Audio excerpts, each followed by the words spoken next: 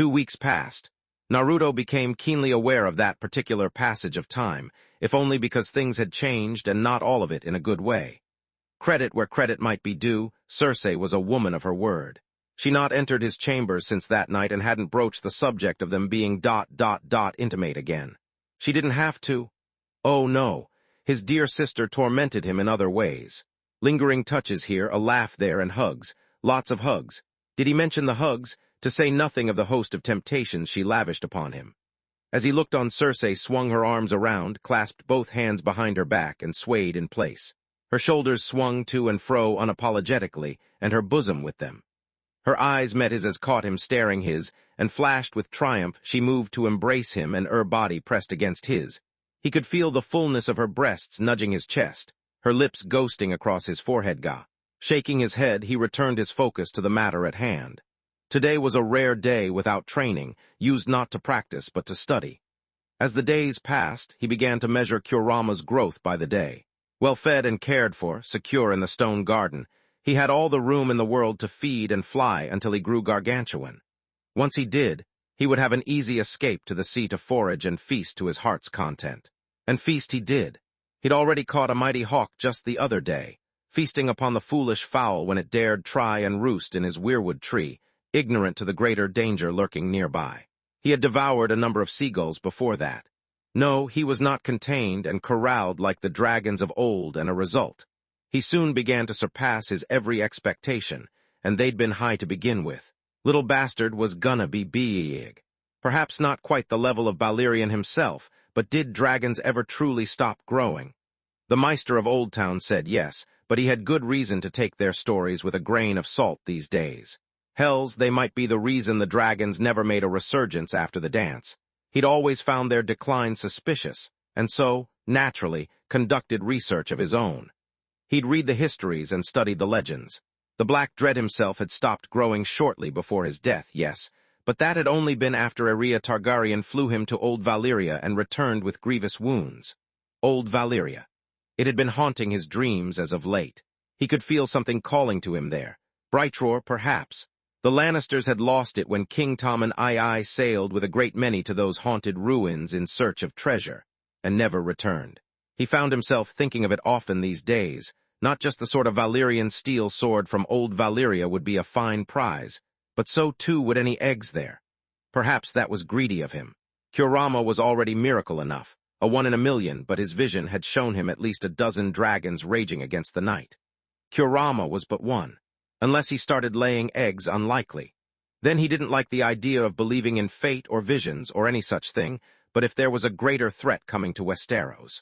Shaking his head, he jotted down another note in his journal and chuckled ruefully as Kurama preened ahead of him. That's right, foolish girls, bow before your god. All shall love me in despair. Goodness, he's rather noisy today, isn't he? No louder than that pup of yours. A girl agrees. Kurama, of course, was delighted by it all. He couldn't get enough of the ladies and their attention. Or could he? By this point, he wasn't sure if his old friend was having them on or genuinely enjoying himself. He'd always enjoyed being the center of attention, but this was a little ridiculous even for him. Case in point, today Kurama seemed to favor Nymeria, who for all her skills at slaughter and slaying, had no idea what to do with a chirpy baby dragon. Act careful. He looked up just in time to see the reborn dragon leap onto her back, causing her to stumble with a startled squawk. A girl, I do not wish to drop you. In a rare moment of solidarity, Cersei and Lyanna laughed at her plight. Kurama Kurama responded as only a former-tailed beast could. Ergo by curling around her neck, he really was getting too big for that, and laying his head on her shoulder. From there, his 9 scaly tails curled over her like some sort of scarf, warming her against the morning chill as he released a pleased huff. A shaky little laugh fled from Nymeria's lips as she reached back to stroke his horned head. Nice dragon, good dragon, please do not burn a girl. Lyanna sulked when it became apparent that Kurama was in no hurry to leave his perch. I wonder why he favors her so. Naruto bit his lip to stifle a laugh. Why? Because she was a Blackfire. Because she had Targaryen blood. Because Kurama was a fickle creature who could sense negativity a mile off and gravitated toward whomever was feeling worst at the moment. Probably the last one. He might act tough, but at the end of the day he was just a big softy, curious little half-blood. His old partner remarked with a jaw-popping yawn. Loyal too, that's rare these days. You should pay more attention to her, lest said loyalty falter. Naruto winced at the unsubtle rebuke, though only he could hear it. He really hadn't spent all that much time with Nymeria as of late, has he? He'd remedy that. Nymeria? The faceless girl perked up as he beckoned her over. She promptly strode to his side, taking great care not to dislodge the still sleepy Kurama from his perch. He hesitated for a moment as she looked up not quite sure what to say, or how to say it, or even what to do. In the end, he settled for what he knew best. He patted her head, idly noting he didn't have to reach down so far as he once had she'd grown up. For all her insistence upon calling herself a girl, she was just as much a young woman as Lyanna and Cersei. How had he been so blind as to miss that? Stiffly, he congratulated her as he tousled her hair. Well done. Her face absolutely lit up with radiant joy at the simple gesture and the praise conveyed therein. She leaned into his hand with a pleased sigh. A girl lives to serve, Naruto noticed. It hurt him to see just how easy-ish was to please. She was one of his very first followers, if not quite the strongest, then undoubtedly the most lethal. He could have sent her on a slaughter spree against his enemies, and with her faces, none would know. Granted, he'd never once thought of using her as such. To do so would regulate her back to being a tool, but he'd taken her for granted as of late all the same. Maybe he ought to do something nicer for her in the future. Cersei looked away with a rueful sigh only to note someone's absence. Wherever is Tyrion? I thought he'd be here for this, Lyanna preened. Off with the hound's sister. Realization dawned. Little Selene, the Stark girl grinned. Not so little now, I suppose. She's grown up. Cersei looked scandalized, but not at all in a bad way. As have we all. A rare, genuine grin split Naruto's face as he slipped back into his Lannister facade and deigned to join the conversation at last. Does Clegane know Tyrion's sweet on his sister? He does. Lyanna clapped her hands in a rare burst of joy. He's been watching them like a hawk ever since they started courting. Isn't that sweet? No. Nymeria clicked her tongue and glared her way, mildly irritated by such a notion. A lion should not lay with a dog, such is beneath him. Naruto rubbed her head again, drawing an annoyed noise from her as he ruined her pale hair. What does it matter so long as he's happy? The faceless girl-woman looked down and chewed at her lip. Happiness won't save him from a dagger in the dark. Naruto forced a smile for her sake. Then it's a good thing we have you around, isn't it? For some reason he couldn't fathom, her expression hardened. It is not proper, he frowned. Since when do you care about proper?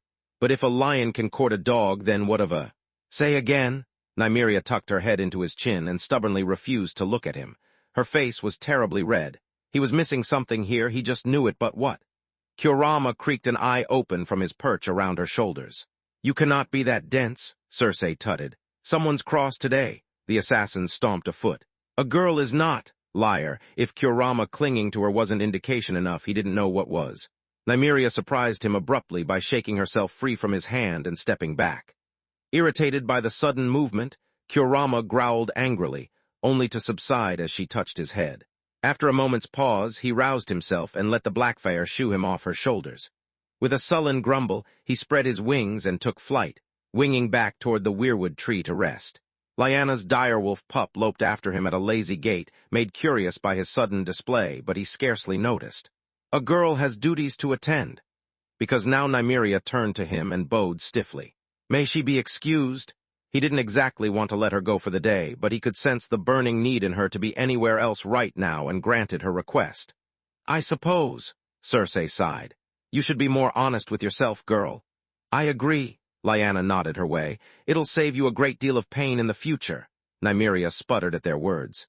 The faceless girl didn't so much leave as she did flee. Her retreat became a full-blown rout as she raced up the stone steps, taking them two at a time, nearly tripping in her haste to get away.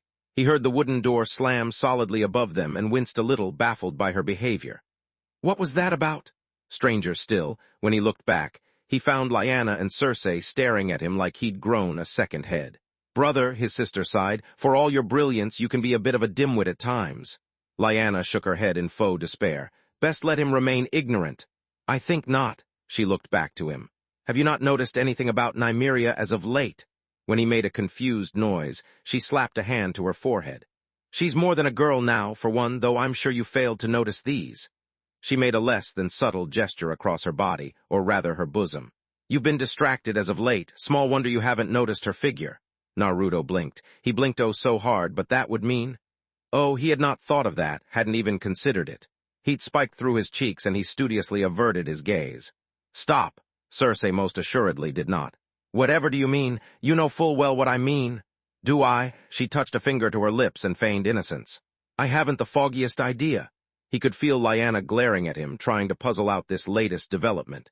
Cersei grinned, and he could just imagine her thoughts, preening in triumph.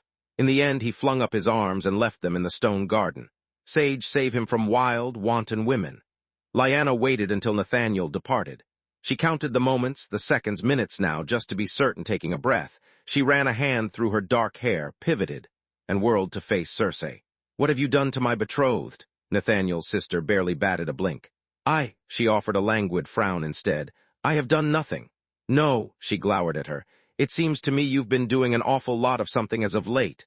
I am not your enemy, strange as that might sound. Aren't you? She planted a hand on her hip and glared her down.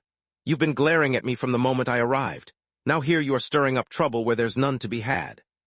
Nymeria was a good girl, she liked Nymeria, but even a blind man could see how fond she was of Nathaniel.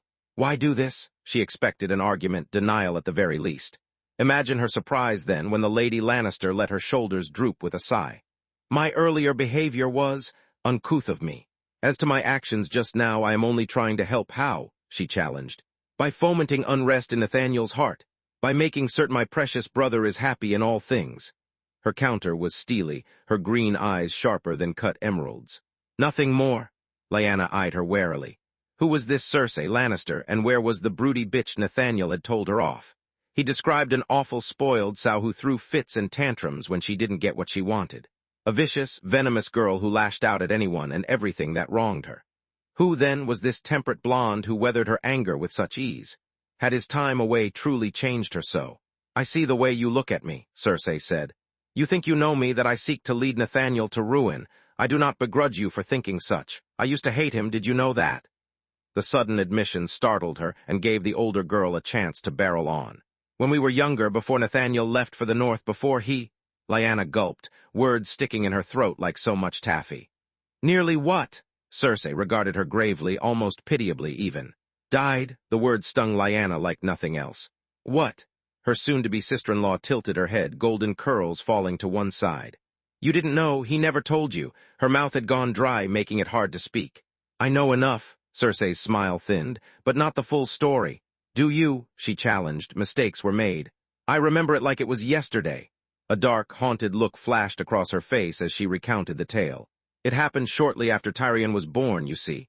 Jaime was still in the rock then, still the heir, before he gave all that up, before assassins snuck into the castle, before everything changed.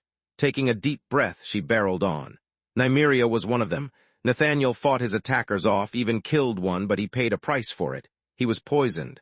Pycelle said he might not survive the night. I sat with him, listened to his heartbeat, heard it stop beating. A little shiver shook Cersei's shoulders, and for all her ire, Lyanna believed her. I prayed then, swore a vow before the old gods and the new to be a better person, and the gods answered. They brought him back to me. Nymeria turned her cloak, or her face, I suppose, in order to live. I wanted to kill her at the time, but thought better of it. Now I save my ire for our true enemies, my venom for worthy foes. Why are you telling me this? So we can understand one another, you and I.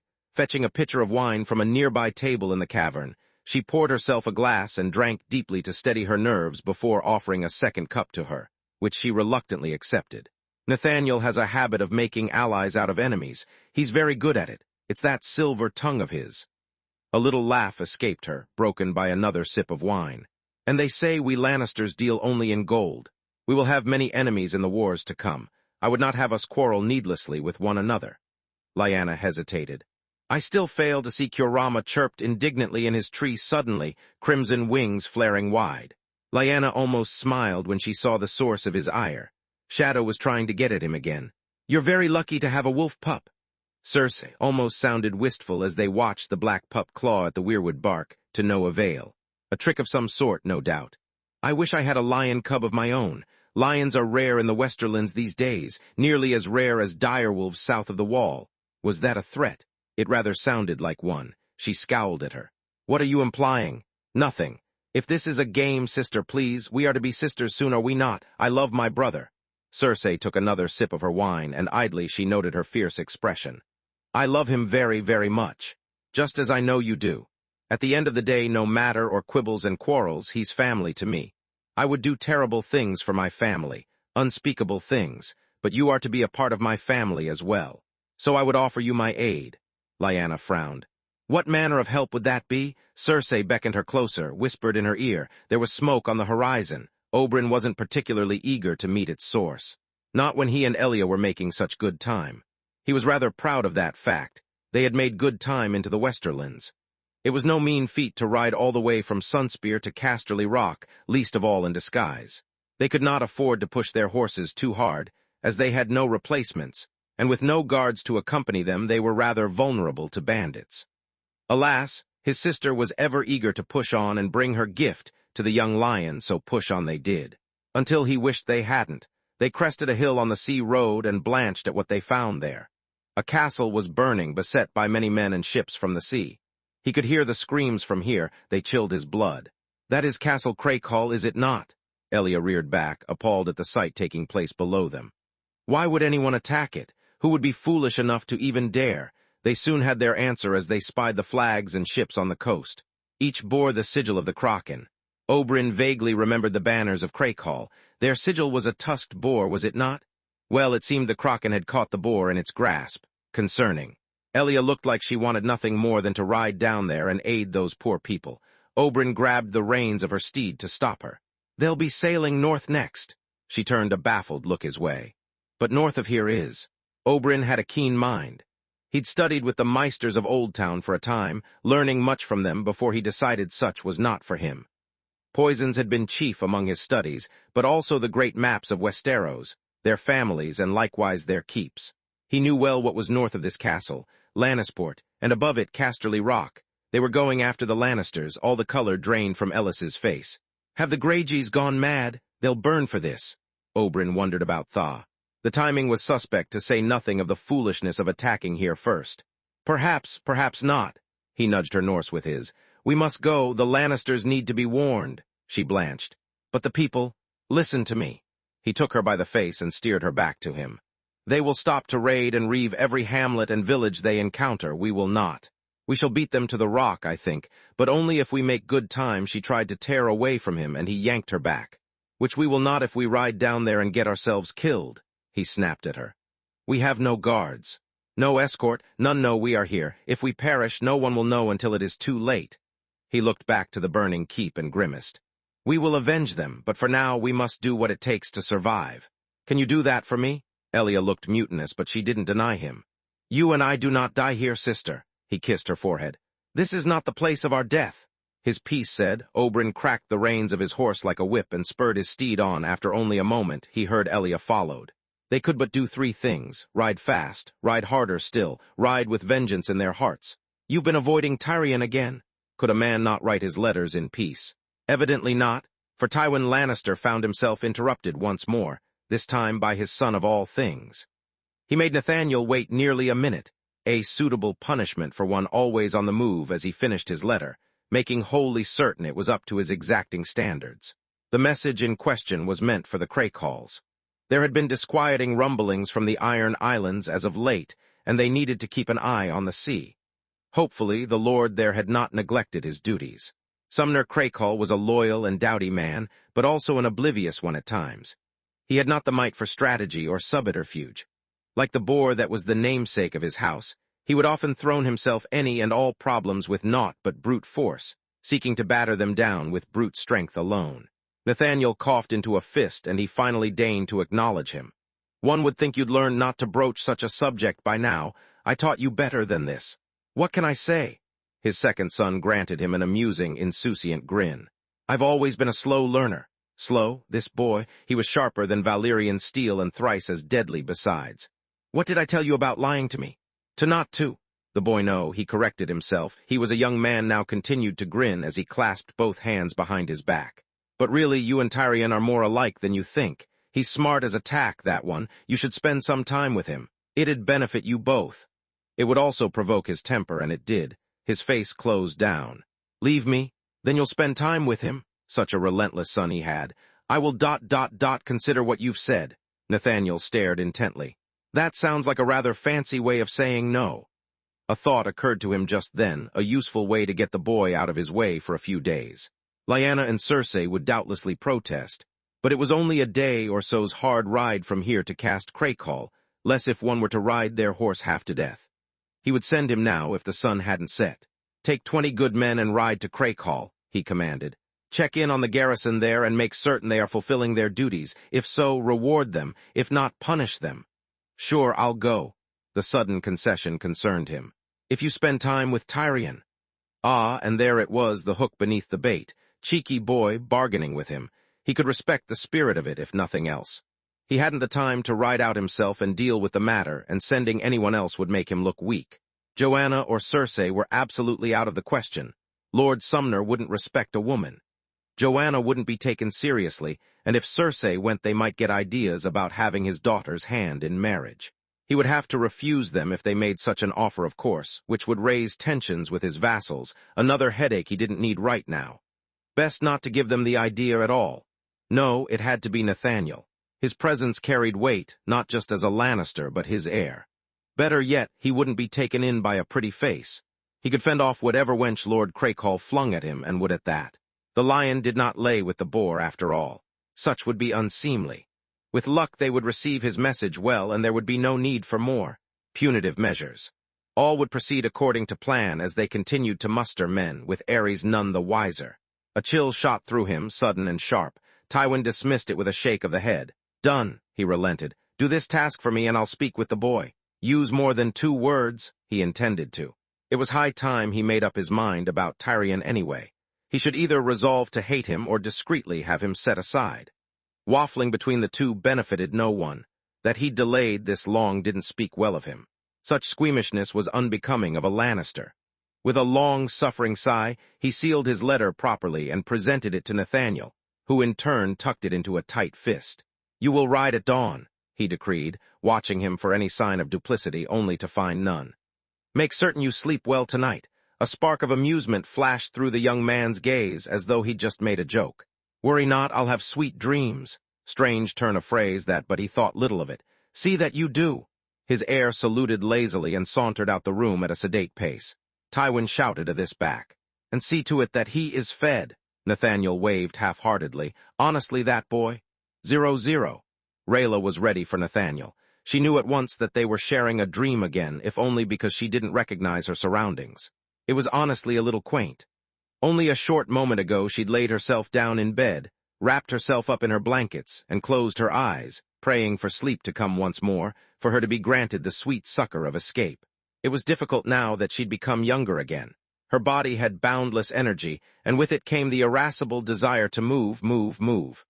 Remarkably, the gods had answered her plea, and she found herself swept away into dreamland.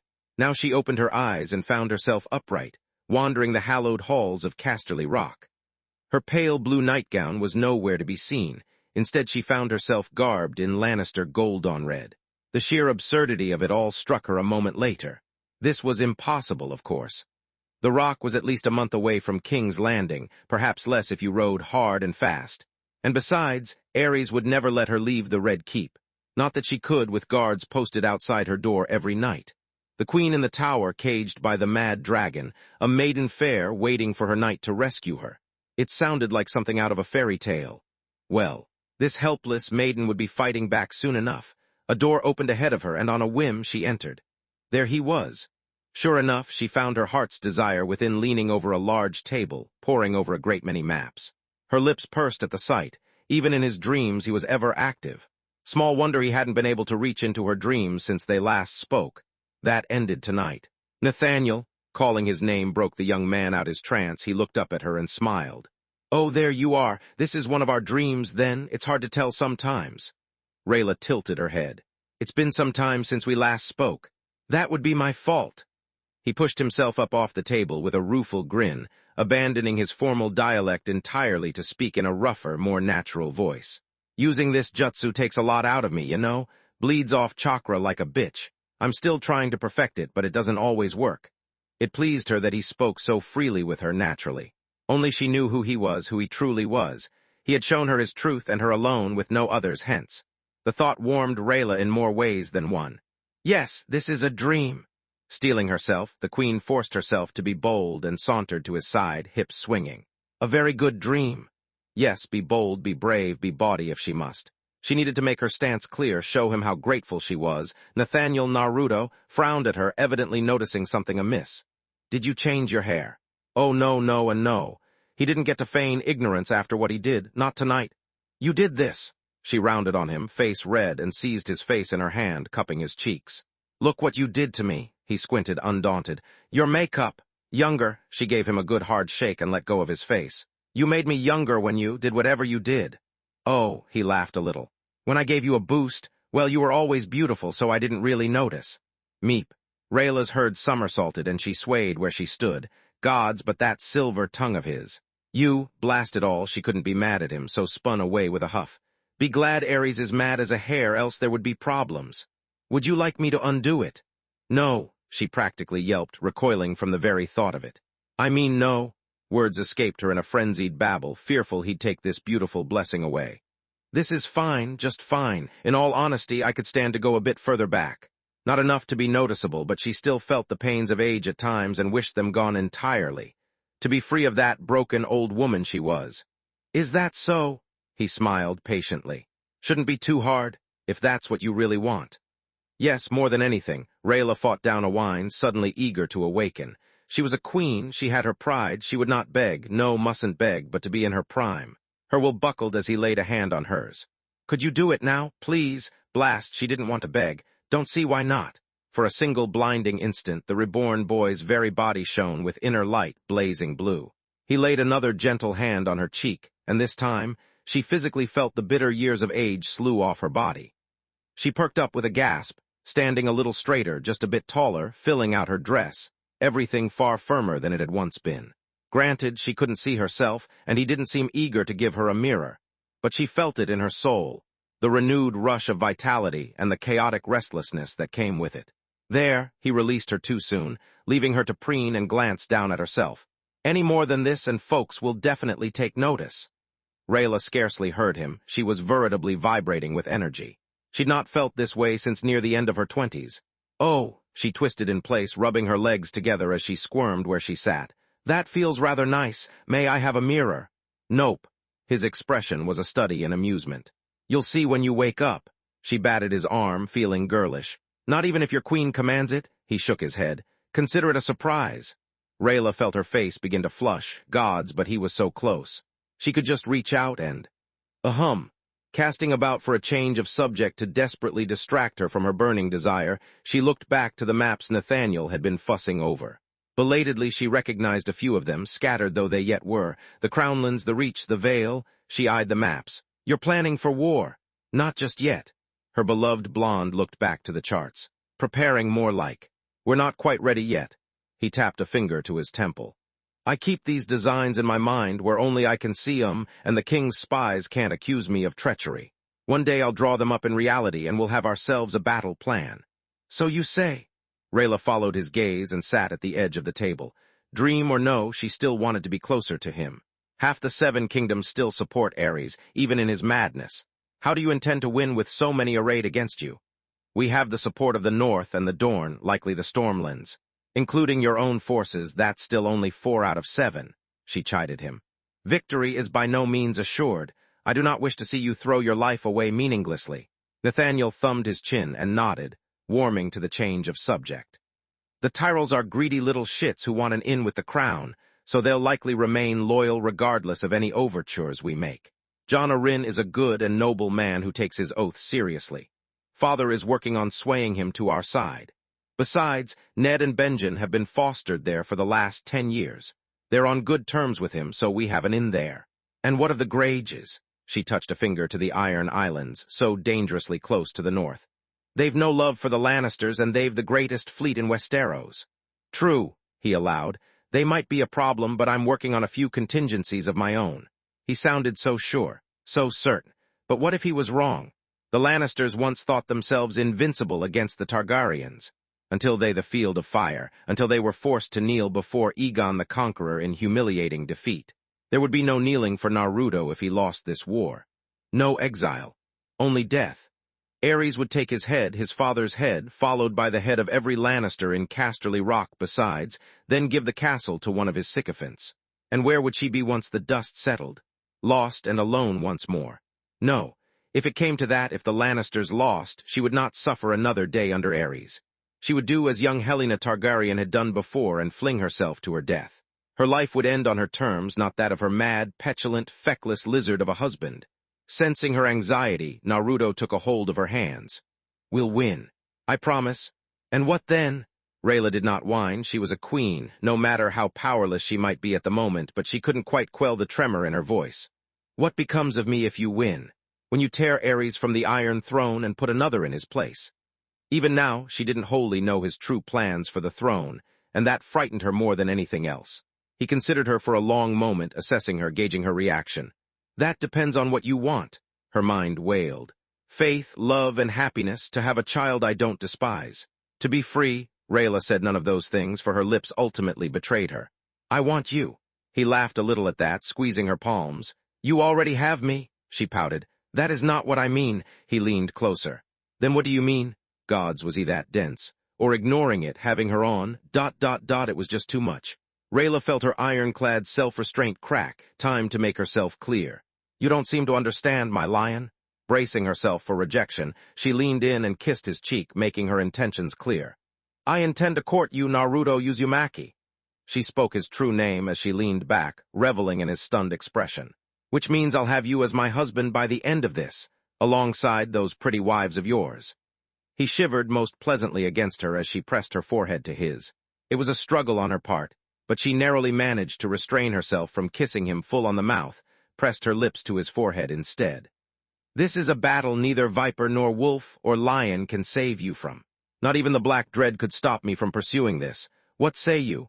"What do I say?" He laughed. It was a surprisingly pleasant sound and not one of mockery as she first feared.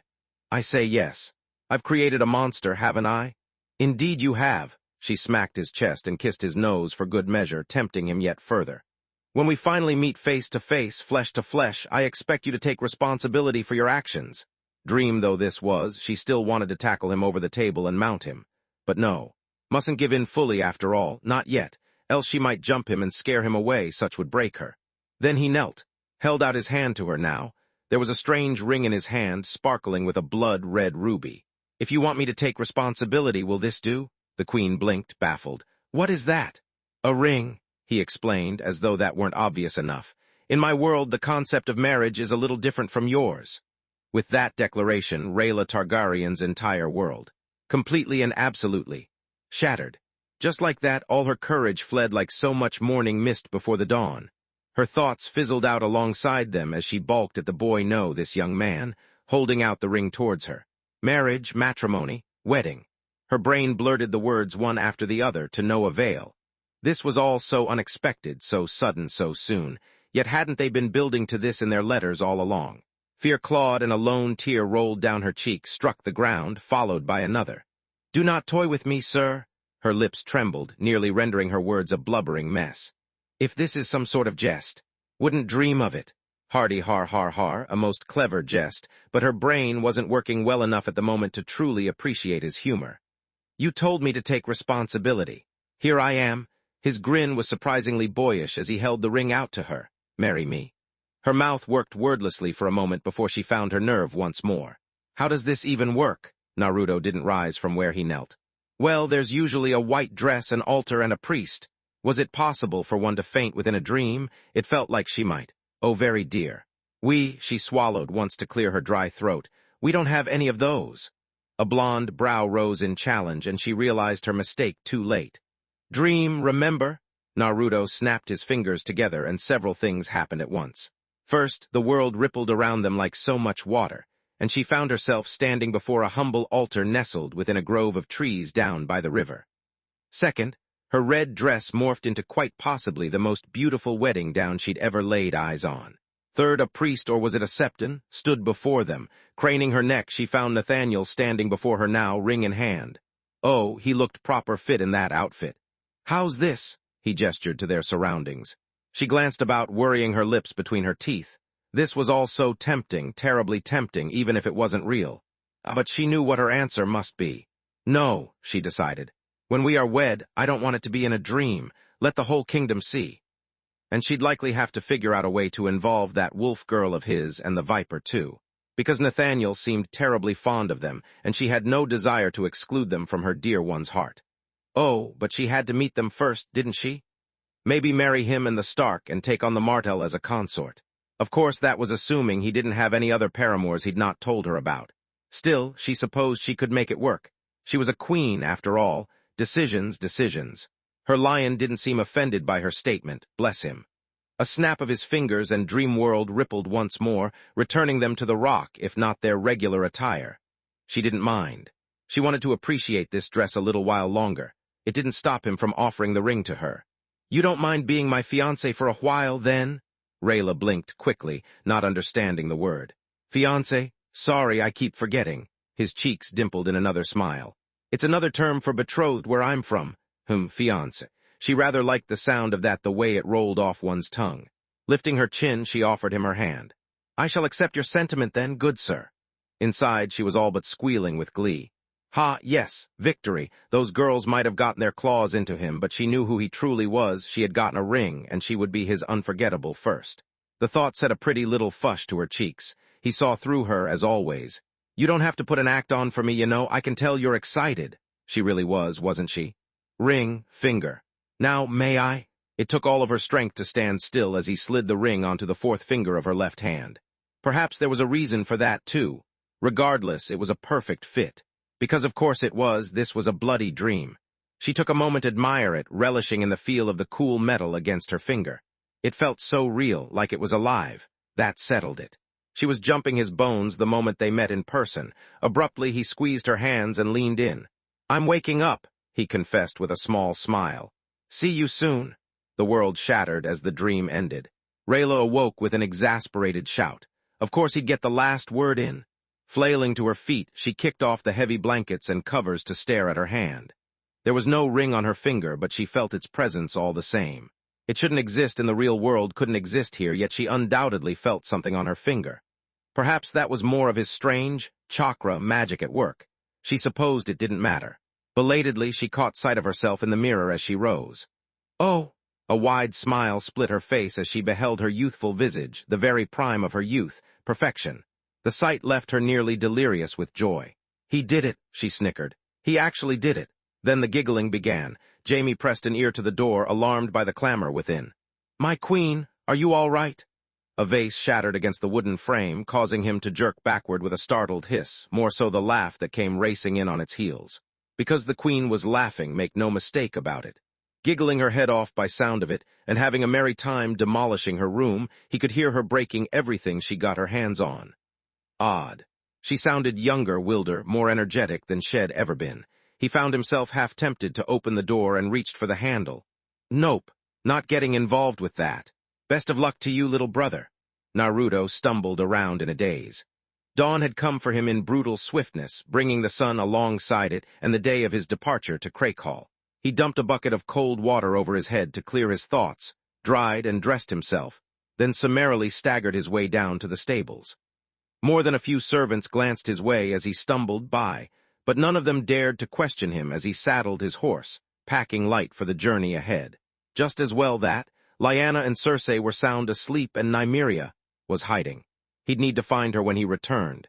If she wanted to be found, his thoughts were elsewhere as he made the necessary preparations for good reason. Last night's dream had been a blur, albeit a very pleasant one. He remembered all of it, especially the surprise at the end.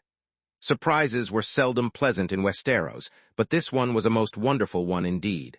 In hindsight, he'd know something like this might happen down the road, but he hadn't expected to woo a dragon queen so easily. Letters, a bit of attention, and dreams, that was all it took to win her heart. Would that the rest of the world was so simple. Rayla, what a woman, such a fire she had in her. And he was responsible for it all. He'd fanned that flame, banked the dying embers, fed that fire when it might have otherwise gone out entirely. Thanks to him, the queen had found some semblance of her spine again, and woe betide anyone who got in her way. In but 2 visits he'd flayed her fears and eradicated her envy. He'd be sure to help her with her other problems hence, and there were sure to be some. He was still trying to wrap his head around it when he spied a shadow up on the parapet above. Craning his neck, he squinted up at what might have been Nymeria. "Not going to join me?" She didn't answer and slipped back into the morning shadows. He considered chasing her, then thought better of it. If a girl did not wish to be found, she would not be found, and he didn't have the time to ferret out all her hiding spots. Not by himself, at any rate. Father and mother were unlikely to help him look for her, while Tyrion was busy tending to an increasingly hungry Kurama. Lyanna and Cersei would be of no help at all on that front. They were plotting over something too. He'd last seen them yesterday talking with their heads together, arguing in hushed voices. Maybe use some shadow clones. Granted, he couldn't make as many as he once could, but surely 9 would be more than enough. That would probably startle the servants, though, which would lead to more whispers that would reach the ears of Aerys and probably cause more trouble than they were worth. He'd caused plenty of trouble for him already, but should he learn he was actively doing magic in Casterly Rock, he'd stop at nothing to claim him. Or take his head. Arg, so annoying. He couldn't wait to kill him. Calm, be calm. He couldn't afford to lose his temper here, not yet. Aerys and Rhaegar would have their destined death in due time. And soon. Steeling himself, he mustered the facade of Nathaniel once more and willed himself to be calm. Proffering an apple from his back, he offered it to his horse, idly stroking its neck. The task brought some small measure of peace to him. The sooner he got this task at Crackhall done, the sooner he could come home and discreetly have a word with Nymeria. Maybe then he could figure out riders approaching. A sudden hullabaloo near the rock's main gate had him perking up. His horse whinnied nervously, and he left it there, still tied to its post, to investigate. Guards at the gate milled around anxiously at his approach, his 20 good men among them. He'd been wondering where they were. Raised voices, angry oaths, and stern shouts reached his ears as he drew closer, until he was utterly unable to make heads or tails of it all. Curiosity piqued, he barked a shout of his own. "What's going on here?" It was like a knife cutting through cloth. The world fell silent as the guards noticed him at last. One of his men, Thomas, he recalled, saw him and saluted briskly. "Riders at the gate, Lord, they're demanding entrance." "Let us in already, you fools." An accented voice snapped just outside the portcullis. "Or so help me, I shall shove this spear where the sun does not shine." Wait, he knew that voice. Peering past the wrought iron gate, he glimpsed 2 figures sat astride black mares. They wore dark colors, and though their faces were hidden by heavy cloaks and cowls alike, something about the sight of them tugged at him, a strange familiarity he'd not felt in years. "Open the gate," Thomas sputtered. "But my lord, your father," he rounded on him, all towering fury. "Did I stutter? Open it." The man complied, and the gate ground its way open. Almost before it had finished, the riders forced their way through, nearly trampling 2 guards as they did. The riders in question disembarked with vicious haste, and blades were drawn as some feared an attack. Not him. A small smile tugged at his lips. "Is that any way to treat an old friend, Oberyn?" The duo exchanged a glance, then removed their hoods and revealed their faces to his keen eyes. "You'll have to forgive the excitement. We were in a rush." Sure enough, the handsome rogue on the right was easy to recognize as Oberyn, even years on, but who was that beautiful woman beside him? Oberyn nudged her with an elbow. "Say hello, sister. Your lion is here." Naruto damn near choked. "Sister." Objectively, he could recognize her well enough now. He remembered that witty, sharp-tongued girl from his childhood with her long, dark hair and sun-kissed skin. But she'd since cut her hair to her shoulders and changed her dress for riding leathers, having grown to fill them out besides and more. A sword hung at her hip, and was that blood on the scabbard. Her weary eyes lit up at the sight of him like the dawn in Dorne. "Nathaniel! Elia!" He was just as surprised to see her as she was he, her entire being tensed at once like a coiled spring. Naruto balked. Surely she wasn't gonna? Nope, he realized she was gonna. Elia jumped him. One moment she was stationary, in the next she dove at him like a leaping viper. He caught her at the waist, spun her round once to bleed off momentum from her flying tackle, and set her down. The moment he did, she latched onto him, hands fawning over his face and chest as she considered every inch of him. "Look at you. How you've grown." Emotion choked his throat. "I could say the same of you." She reached up to touch his face. "You're taller than me now. How unfair." His heart thumped in his chest. "Elia," Oberyn coughed, ruining the moment. "As touching as this is, sister, we came here for a purpose, did we not? You can cuddle with him later." The guards shifted restlessly, reminding of their unwitting audience. Elia's face closed down. "I'm afraid we bring grim news." "You mean you didn't come all this way to visit?"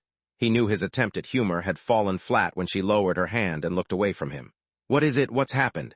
Castle Crackhall burns?" The words struck him like a slap. "We saw grage, flags, and shisps." She shuddered in his arms. "The people, the screams." Oberyn stepped up beside her.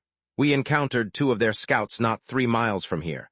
Well, that certainly explained the blood on her scabbard. But the Greyjoys, why would they do this? His mind was whirling. "I see. Is your father in?" This from Oberyn. Still reeling, he managed to mutter an affirmative. "He should be." Tywin was probably awake. He knew father had begun secretly training with the sword once again in the hours before dawn when he thought no one would notice. He'd actually become quite skilled, but he wasn't keen to tell anyone that. Best to keep as many safeguards against the Targaryens as they could. When dealing with a mad dragon, one best keep one's cards close to their chest. Just thinking about it made him wince. They'd been caught off guard. He wasn't going to be happy about this, so much for his visit. "You are certain of what you saw?" "I am."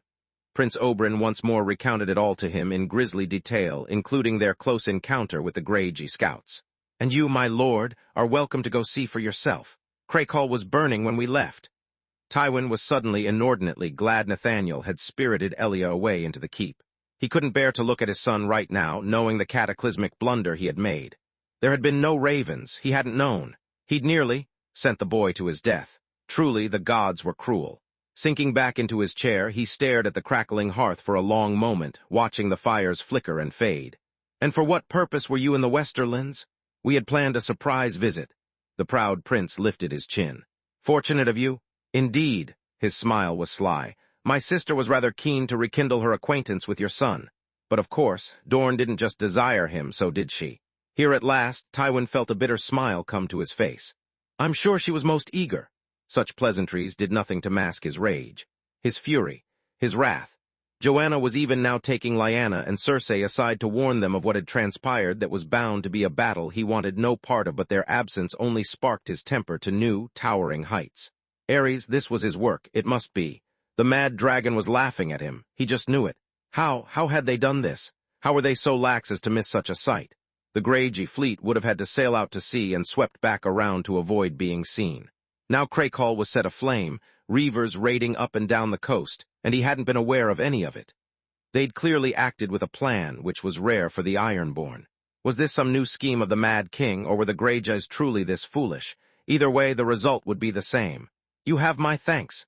He looked to Oberyn, fighting down a grimace. "Feel free to rest at your leisure."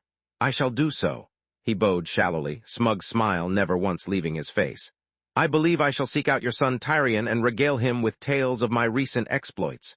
He knew about the awkwardness between them. Damn him, Tywin fought down a murderous surge of rage and waved the proud princeling out. The moment he left, he immediately began writing a letter to Lord Stark. Soon the rains would weep over the Kraken's broken halls. With not a soul to hear, Elissa disliked the darkness. Yet now Nathaniel led her down into the deep and the dark as he had before, and belatedly she realized where they were going. The stone garden, 10 years since she had been here. She was but a child then. Now she was a young woman, not yet fully grown, but a woman nonetheless. She still felt small when she came here. She had seen her death here in a future that now would no longer be. She did not like this place. Yet here she was at Nathaniel's behest.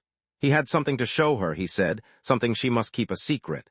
Granted, she did not know what said secret was, but it intrigued her regardless. Frankly, she was eager to be distracted after the horror at Craycall. What was down here? What was so secret as to require guards and torches and darkness, even in the early dawn? She could see the heart tree now with its twisted face, that old weirwood tree a grim reminder of what she had seen. Nathaniel stopped suddenly, drawing her close. Then he whistled. Something stirred in the dark, a flicker of motion by the torches. She couldn't quite see it. It had wings. Elia stared. She stared hard. "Is that what I think it is?" He smiled ever so softly. "See for yourself." A beast swooped down and landed before Elia, all red scales and 9 tails. She had time enough to behold a long neck and a horned head before it raised his wings with a defiant cry and chirped at her. For a moment her world stopped. An actual living dragon, gods be good. She had always wanted to see one, ever since she was a child, only to learn that they had long since died out. Yet here one was, a little piece of history literally, standing before her in all its glory. Nathaniel hummed once. "Kurama, come here." Remarkably, the dragon did as he asked, scuttling closer with a clack of claws upon the stone. It trilled at him and he scowled. "Be nice." Elia knelt reverently to touch its head, and she could have sworn it purred at her. It was like touching a shark, she supposed, all rough skin, yet it was strangely warm. A breathless gasp escaped her lips. She was right, then. She who? Nathaniel tilted his head. Right about what? Elia looked to him in return, remembering her initial reason for venturing west to begin with. I've something to show you. I've something to show you. 5 little words, and yet they rooted him solid. Elia continued on, undaunted. I had thought it coincidence, but... She delved a hand into the satchel and withdrew her prize with a small smile. The dragon egg for it could be nothing less was a strange shade of sandy brown, bearing eerie rippling blue swirls across its length. It sent a chill shooting through him, even as he perked up. Because you see, he knew that pattern. He'd gotten a terribly good look at its owner as a genin. When he fought Gaara, but that was impossible, absurd surely. Shukaku? No, this couldn't be Shukaku, surely not. He rounded on Elia, trying hard not to glare. Who gave you that egg? Funny you should ask. She smiled a little. A red woman came to Dorne. She had this in her possession and gave it to me in exchange for a promise. Turning an eye on the egg, she hummed a little. Curious thing, isn't it? I'm sure it will never hatch for me, but I feel a strange fondness for it. Consider it my gift to you.